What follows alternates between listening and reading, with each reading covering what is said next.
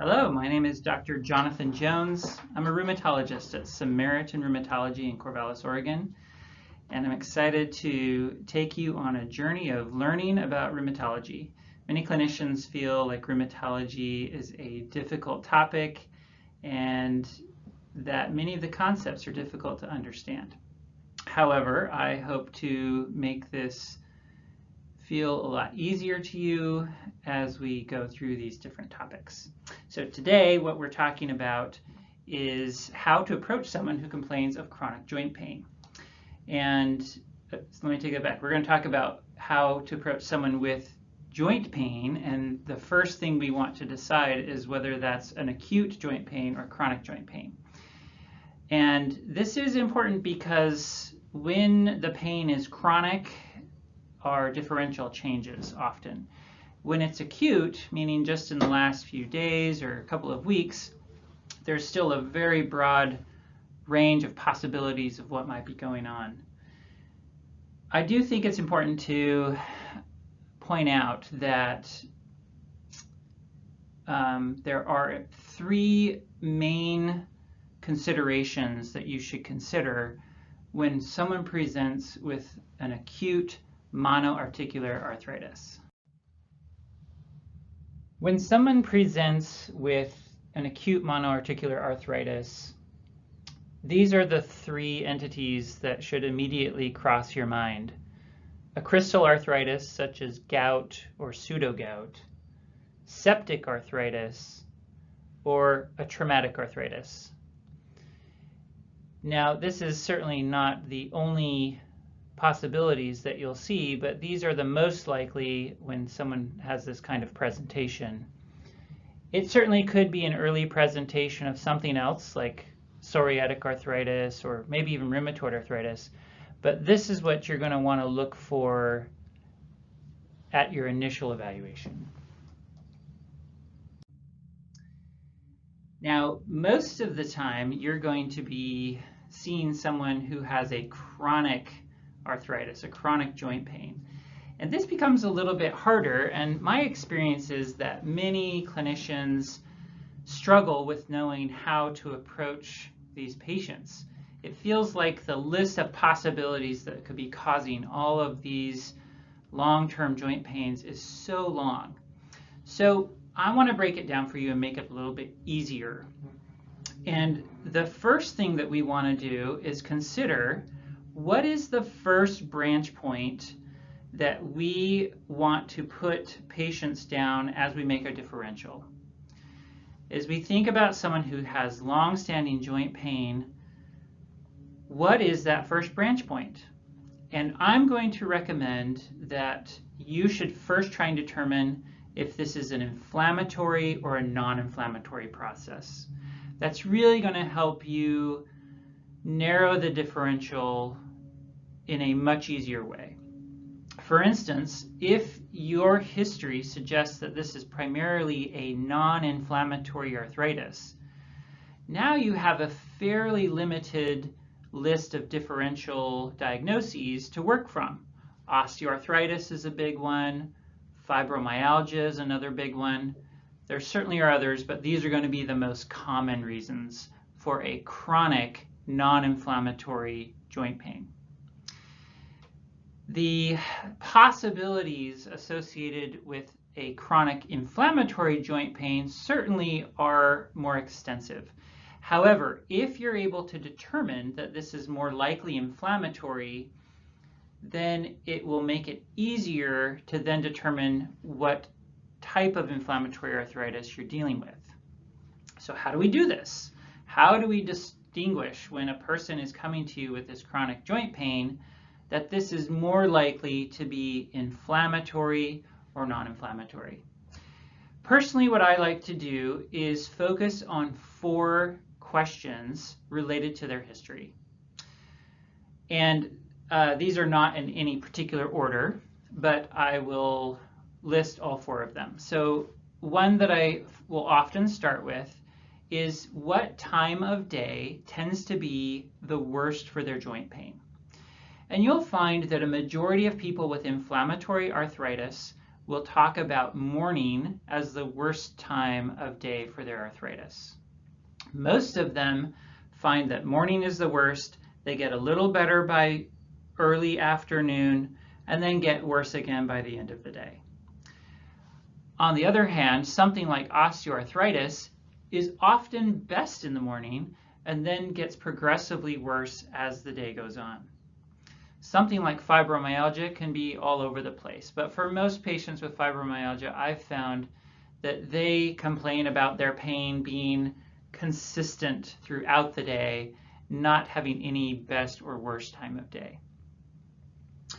The second question that we want to ask is if there is prolonged morning stiffness. Many people will feel stiff when they first wake up. But for many, that goes away within 30 seconds, 2 minutes, 5 minutes, and that is not prolonged morning stiffness. When we're thinking about prolonged morning stiffness, we're typically talking about 30 minutes or longer. If someone has prolonged morning stiffness, it helps you lean towards a more likely inflammatory arthritis. Now, it's not definitive. Many people with osteoarthritis or even fibromyalgia will complain about prolonged morning stiffness, but it's one piece of the puzzle that we're trying to put together as we're determining if this is more likely inflammatory or non-inflammatory. A third question that I will ask is if their joint pain improves with activity but not with rest. For many people with inflammatory arthritis, movement tends to feel better. They can work out that inflammatory chemicals that have been sitting there and building, and that tends to loosen the joints and feel better for their pain. On the other hand, osteoarthritis and even fibromyalgia oftentimes feel worse with movement. The fourth question that I will often ask is if the joint pain causes them to wake at night. This is probably the least helpful of the 4 questions, but I still think it adds benefit. This is especially helpful if we're thinking about someone with chronic back pain, because most mechanical forms of back pain feel better when you're resting and lying down. However, if you have inflammatory back pain, you're often woken multiple times at night because of that pain. This is probably also true for joint pain outside of the back in the periphery, although we don't know exactly how accurate that question is in determining whether the peripheral joint pain is inflammatory versus non-inflammatory. However, I still like to ask the question and use that as I'm trying to get a sense of whether their symptoms are more likely inflammatory or non-inflammatory. So if someone comes to me and they're complaining about chronic knee pain and elbow pain and wrist pain, and I ask those 4 questions, and all 4 of them point towards an inflammatory arthritis, then I feel quite confident that this is most likely inflammatory just based on the history alone. If 3 of the questions point towards an inflammatory arthritis and 1 points towards non-inflammatory, I'm still leaning towards this being an inflammatory process, but I don't have as much confidence. If the questions go both ways, 2 of the answers point towards inflammatory and 2 point towards non-inflammatory, then I really don't know, and I'm not quite sure I'm really not quite sure if I can make a determination if it's more likely inflammatory or non-inflammatory based on the questions alone. In that situation, then the exam becomes very important, and especially what we're looking for on the exam is synovial swelling, which is a boggy sensation that you feel in the joints, as opposed to bony hypertrophy, which is more of an osteoarthritic finding. So again, when you first meet someone with chronic joint pain, or even someone who already has a diagnosis and they're complaining of a new joint pain, then ask those 4 questions regarding their joints. That will help you in many cases to get a sense if it's more likely inflammatory or non-inflammatory. One other example. If I'm seeing someone who has well-established rheumatoid arthritis, and they've been doing fairly well with the current medications, and they now visit me complaining of a new pain in their knee, I might ask those 4 questions specifically about that knee, because maybe they also have osteoarthritis that's affecting that knee. And so even in someone with established disease, those questions can be helpful when we're focusing on specific joints. As we continue our approach to someone complaining of joint pain, after you've already got a sense of whether the history points more towards an inflammatory or non-inflammatory process, a next step could be asking what medications they have already tried. This helps you to see what kind of response they have to these medications, but also helps you know what options are still available that they maybe have not tried. There are primarily 3 over-the-counter medications that most people are going to try to help with their joint pain. Many times the patients find these on their own. Sometimes they're advised to try these by a primary care provider or another clinician. What I think is very important is not only asking if they have tried any of these medications, but also what doses, because the dose that they've tried can be very informative. So, for instance, ibuprofen, which is probably the most common over-the-counter analgesic used, which also has the brand name of Advil or Motrin, comes as a 200 milligram dose over the counter. If someone with chronic joint pain said, oh yeah, I tried ibuprofen and it didn't work, then I would ask, well, what dose did you take? If they say, oh, I tried 1 tablet once a day, well, that's not going to be enough for most people. So for most people who have a chronic joint pain or an acute joint pain, a dose that's going to be effective is somewhere around 600 milligrams to 800 milligrams. So that's 3 or 4 tablets at a time. And with ibuprofen, it's generally safe to take this up to 3 times a day.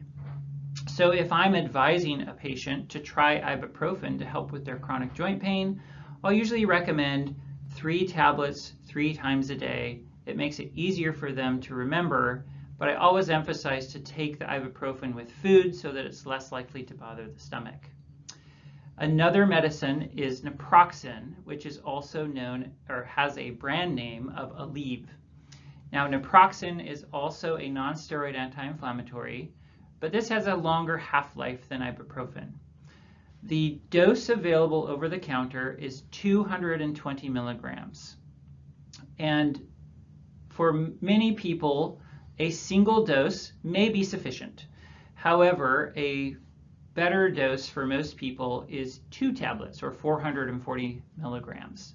And this is usually taken once or twice a day. Again, if someone tells me that they've been taking naproxen, I'm going to ask how many pills and how often.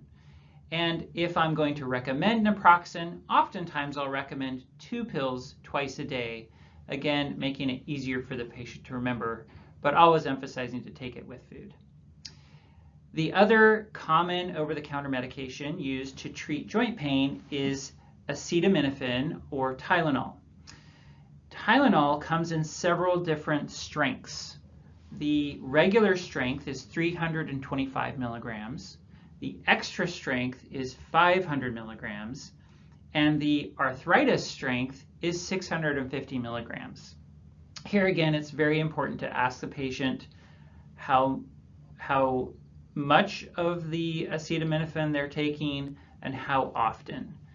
Typically, for most people, the maximum acetaminophen dose in 24 hours is recommended to not go over 3 grams. Okay, another very important part of the history when we're approaching someone with chronic joint pain is the review of systems. Now, this is probably most important when we think that there's an inflammatory arthritis. And the reason for that is that when we're considering forms of inflammatory arthritis, it's going to include many autoimmune diseases such as rheumatoid arthritis, lupus, Sjogren's, etc. And the review of systems is going to further help you define which of those forms of inflammatory arthritis are most likely. Now, you probably are all very familiar with how to do a review of systems, but I'm going to explain to you and outline for you some of the questions that we talk about in rheumatology that might not be part of your normal review of systems. As we think first about constitutional, it is important to know if they're having symptoms like chronic fatigue, if there are night sweats, weight loss, fevers, etc. So those are important because that can give you a better sense of how systemic the disease is and how concerned you need to be for their current presentation. It's also important to ask about dermatologic findings. And it might be simple just to ask, do you have any rashes or any new rashes? They might point out a rash that looks like psoriasis, which would be very helpful. They might have rashes that look like lupus. They might have rashes that look like dermatomyositis. So asking about rashes is very helpful. If you're suspicious about lupus, another derm question that's helpful is asking if someone is especially sun sensitive. Now, lupus patients are not sun sensitive in that they easily burn. It's not like someone who has very fair skin. It's more like an allergy to the sun. If they're in the sun for even a few minutes, 10 to 15 minutes, many times they will get an all over itchy red rash that's not a burn, but more like an allergic reaction. With neurologic, you can certainly ask about numbness or tingling in any extremities. It's remarkable to me how common people with rheumatoid arthritis will have carpal tunnel. So paying attention to paresthesias in the hands and asking yourself if this might be carpal tunnel associated with rheumatoid arthritis. Another important thing when considering neurologic symptoms could include a peripheral neuropathy such as a foot drop. So you might ask if they find that they're frequently catching their toe, when they're walking. You might also ask about muscle weakness, pointing you towards something like a myopathy. When we think about the head and neck, I like to consider diseases especially like Sjogren's syndrome and lupus. So with Sjogren's syndrome, we will often see dry eyes and dry mouth. Now, many people have dry eyes and dry mouth, and so just asking that may not be sufficient. If someone does complain of dry eyes, usually what I will do is ask if they use eye drops. If the answer is yes, then I'll ask how often. If someone says, oh, I use eye drops a couple times a week, they don't have Sjogren's syndrome. Usually with Sjogren's syndrome, they're using eye drops multiple times in a day. Regarding dry mouth, again, this can be a common symptom as a side effect of medications or even just with age. A question I like to ask to tease out how severe the mouth dryness is, one question could be, do you have a glass of water next to your bed? Another question could be, do you carry a water bottle with you all the time because of your mouth dryness? And a third question, if I were to give you a plate of saltine crackers with nothing to drink, would you be able to eat these? And many people, or most people with Sjogren's, would just look at you and laugh. No, I could not eat saltine crackers without something to wash it down. As we think about other forms of inflammatory arthritis and the eyes, it's very common for some of these diseases to have uveitis. We can see that in rheumatoid arthritis, we can see that in sarcoidosis, we can see that in many of the spondyloarthropathies. The question I'll often ask is, has anyone ever told you that you have inflammation in your eyes? If they say yes, then I'll ask for clarification. If the answer is no, then I might say, do you get red or painful eyes?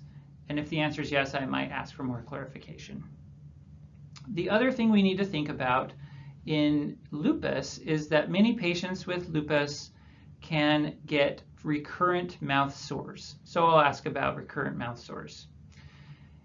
I also will ask if they have noticed any abnormal lumps or bumps in their neck or lymph node swelling, and that can be very helpful. As we move down to the chest area, you might have standard questions that you ask in a normal review of systems about chest pains and shortness of breath and that type of thing. Those are not necessarily different with rheumatology, but one question I do like to ask, which I might not normally, relates to the concept of serositis, meaning pericarditis, pericardial effusion, pleural effusion, or pleuritis. And so typically the question I will ask is, have you ever been told that you had fluid around your heart or fluid around your lungs? And if the answer is no, I will often just move on. As we move down into the abdomen, we might ask about questions related to nausea or vomiting. I'm probably more concerned about the bowels, though, and whether there is frequent diarrhea or blood in the stool. I have had several times where a patient was sent to me with joint pain, and I was able to determine that they had inflammatory bowel disease by asking about bloody stools. And it's pretty amazing how some patients say, you mean it's not common to get blood in your stool every month? And so sometimes you can pick up on a possible inflammatory bowel disease with that question. Then as we move down to genitourinary, this is most likely to be helpful when we're approaching someone who you think has lupus or maybe Sjogren's syndrome and kidney disease. So I'm going to ask about changes to the urine.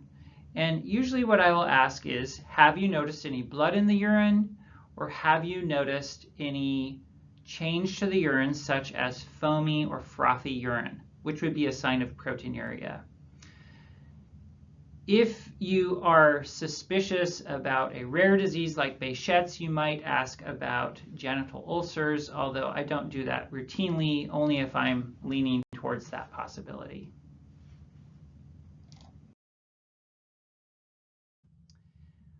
Of course, it's important as you're taking history to include things such as a social history. Especially important is if someone is smoking, as that can contribute or lead to a higher risk of certain autoimmune diseases. Family history can also be very important. If you're able to learn about social determinants of health, those also can be very helpful as we're trying to establish what type of arthritis somebody has. That concludes the main portion of what I want to talk about regarding the history of someone who presents to you complaining of joint pain. As you move on to the exam, you're going to pay very special attention to whether those joints are tender and if there's evidence of swelling. And again, you're looking for synovial swelling, which is a boggy type of sensation, as opposed to bony hypertrophy, which is a very firm enlargement of the joint. Thank you.